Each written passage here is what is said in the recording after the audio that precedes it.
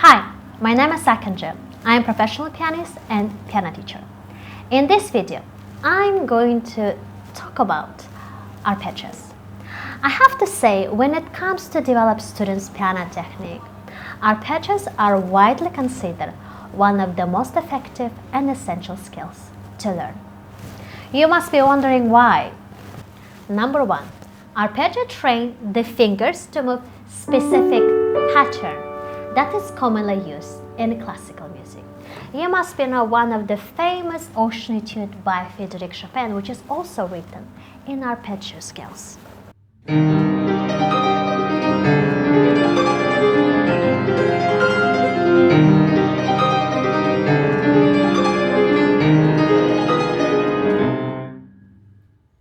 Or also one of the famous one, Elysia by Beethoven.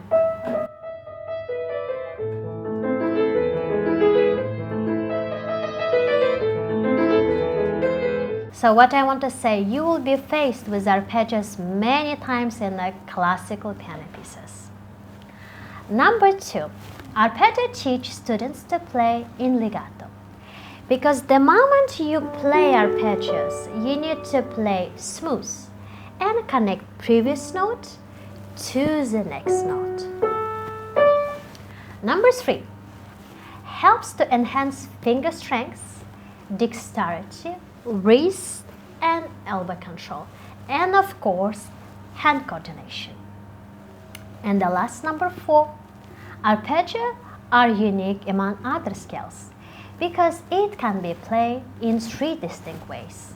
As we know, long arpeggios, short arpeggios, and the broken chord arpeggios. Now, I would like to demonstrate and share my own unique way how to practice. Let's start first with the long arpeggios. I'm going to play arpeggios in D major. We used to say arpeggio is just 3 chords. But as a piano performer, I would say arpeggio, it's 4 chords that one note played at a time. In the beginning, we are playing instead of fifth changing to the first, but ending the last octave with the 4 chords and back to the first. So it's the 4 chords, not the 3 chords. Many students, including mine, experience a discomfort in rotating under the thumb when playing long arpeggios. This is common issue can be cause many variety of factors, including tension on the hand, improper technique, and the wrong position of your hand. And I have to say, able to play smooth and fast arpeggios, it's not only depends on rotating under the thumb. The true obstacle often lies in students. Number one, lack of wrist and elbow control. Number two, the way how you make position of your fingers and the way how you press your first finger. So let's move into the detail, and I'm going to share my own unique way how I'm practicing, and let's just to move to the detail.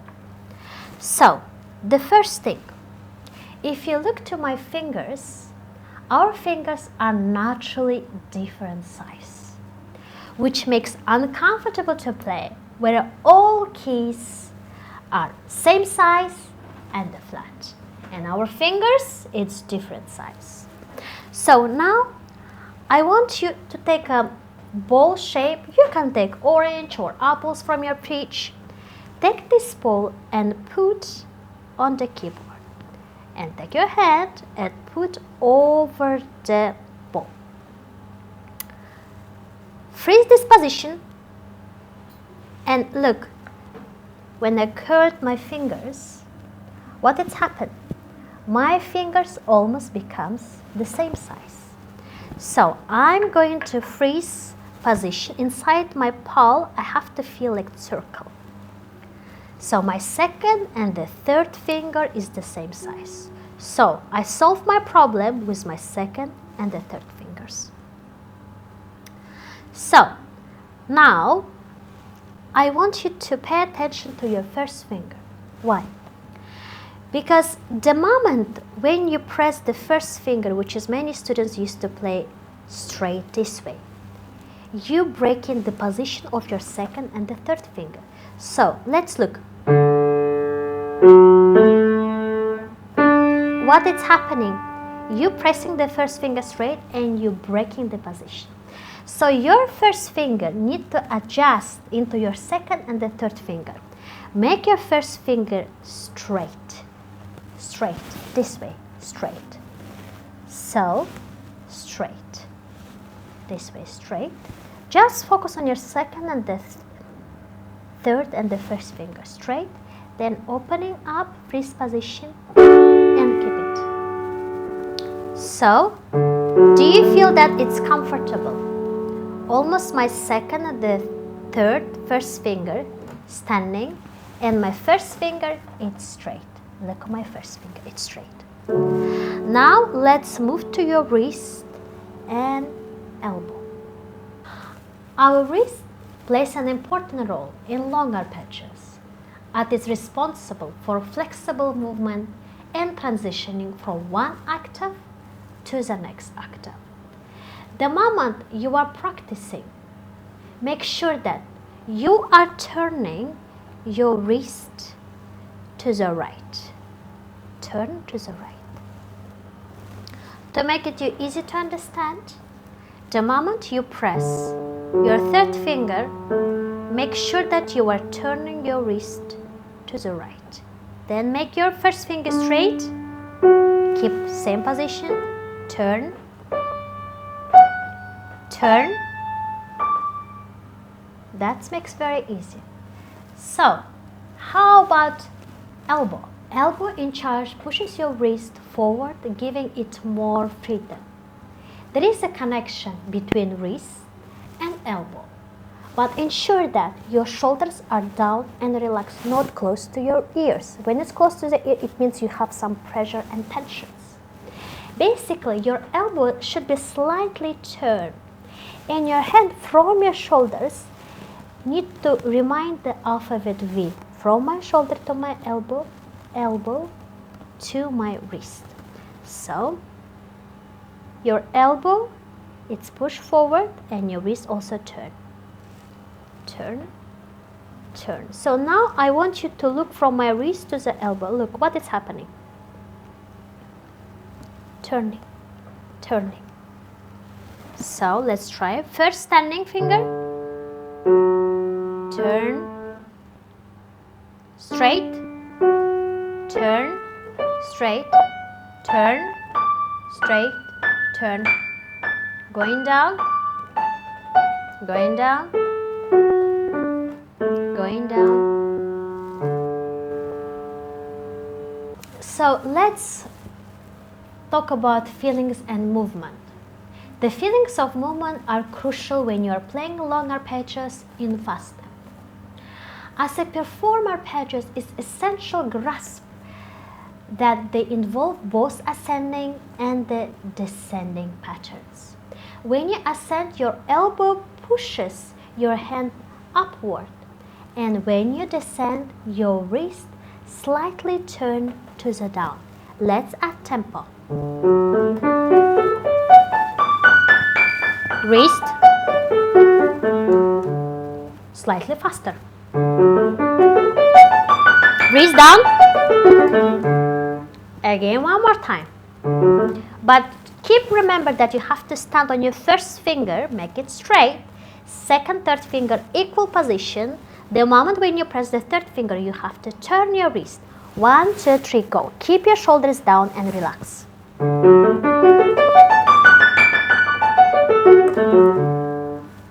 So now let's move to the short arpeggios. The technique for playing short arpeggios is slightly different from long arpeggios, while the wrist and elbow movement remain the same.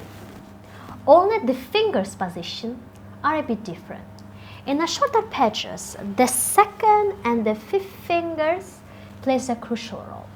Now I will share some secrets of how to practice and achieve good results. So again, let's play short arpeggios in a D major.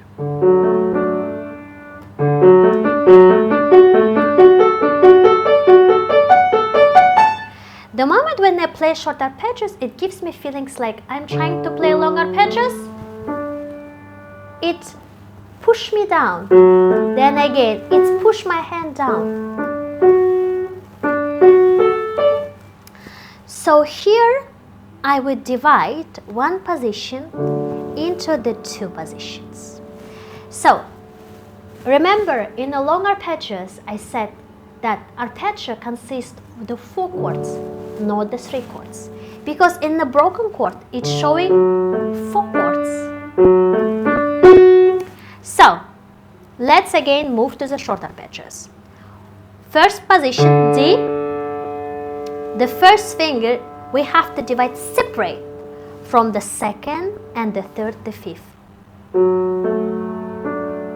Look, as you see that our fingers are different size.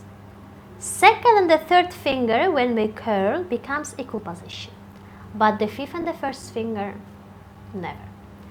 So we have to adjust our fifth fingers into our this 4 and the third, and our first finger into second and the 4. So D up, then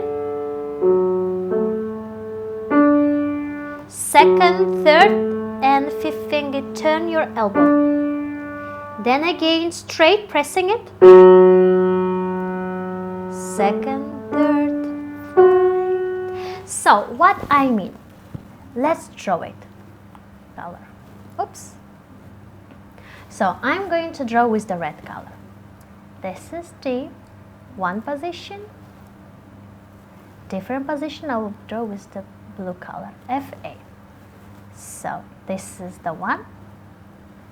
This is the 2. Again, this is the 1. This is 2. This is 1. And this is 2. This is 1. And this is 2. So now I'm moving D. Practice with dividing like a chord.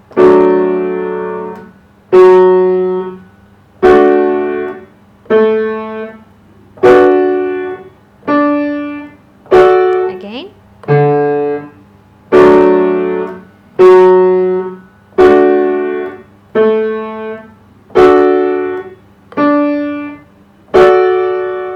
So now let's divide. First finger, you turn to the right. The feelings movement should be like you press straight down, and for the second and the third finger, you turn it to the right. Straight down, turn it to the right. Second, third, 5 finger, first finger, second, third, 5 finger. So basically I'm drawing straight, turn, straight, turn, straight, turn. So let's try. But the wrist and elbow exactly the same, which was on the long arpeggios.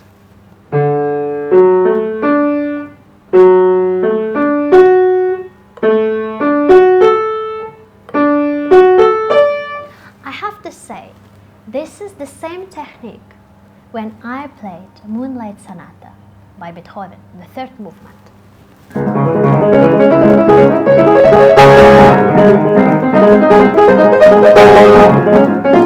So the same method.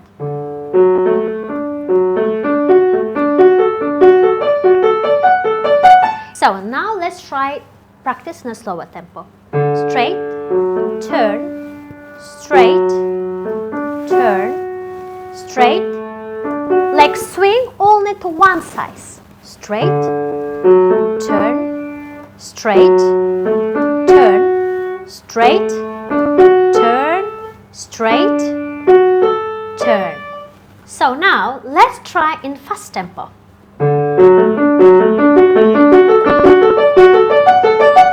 When you play the fast tempo, try to catch the first finger, the first sound, the first note. Dum, bum, bum, bum, bum, bum, bum.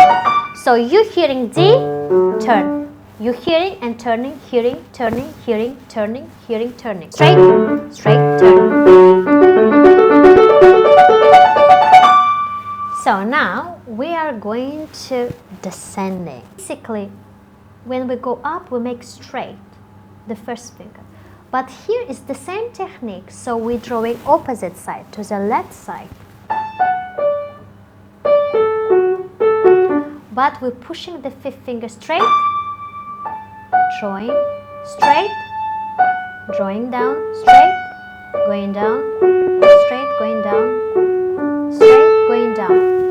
So, pushing, it's inside of the piano, going down, push, going down, wrist, push, going down, push, going down, push, going down, push, going down, push, going down, push, going down.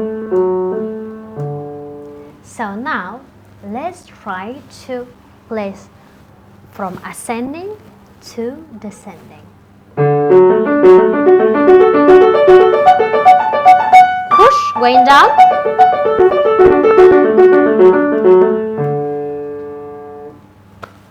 So, generally in short arpeggios, we have to divide into the two parts.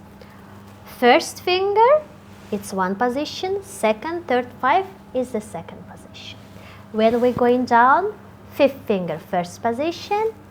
Third, second, first is the second position. Straight, turn, straight, turn, straight, turn. Fifth finger straight, turn down, straight, turn down, straight, turn down. But make sure that your wrist and elbow is flexible. It's just following the line up and following the line down. So basically when we go up, we mostly use our elbow. When we're going down, we mostly use our wrist. So now we are moving to the broken chord arpeggios. Broken chord arpeggios is slightly different from the long and the short arpeggios. Why? Because broken chord arpeggios, it's mostly like playing intervals, and we are playing one note at a time. Here the technique, it's really reminds me when the Jerry or Tom playing on the keyboard from the one of the really movies. Basically, you keep your palm down to the keyboard and you just up with your fingers. They need to up independently. Wrist should be relaxed, but it should be down, down. Make sure that your shoulders is relaxed and you're up.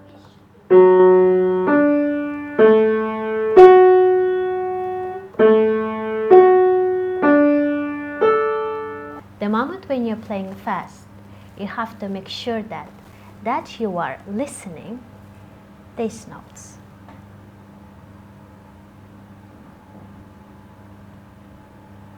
The first note. And when you're going down, you are listening the highest note.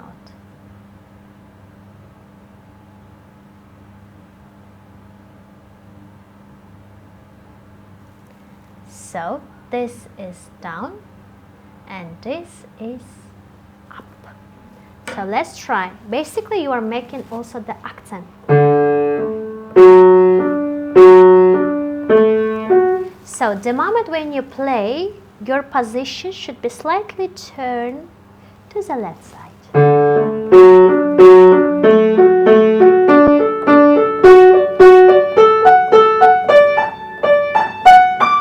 Now your position slightly turned to the right side.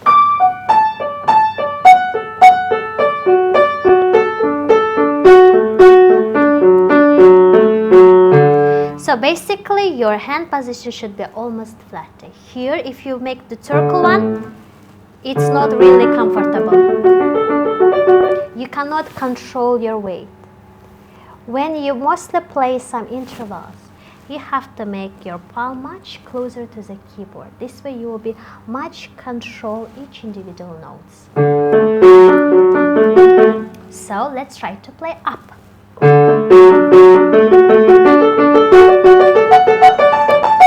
Going down.